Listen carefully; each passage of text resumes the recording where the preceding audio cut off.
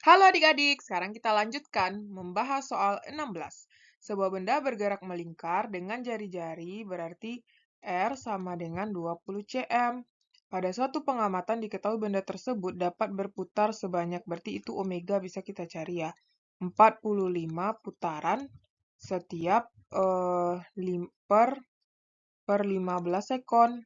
Nah, berarti ini bisa kita ganti ke radian per sekon, itu adalah 45 kali 2V per 15. Ini bagi 15 1, bagi 15 3.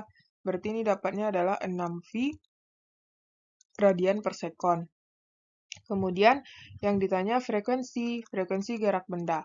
Berarti kita jawabnya pakai omega ini ya. Omega sama dengan 2VF. Berarti omeganya adalah 6V sama dengan 2VF.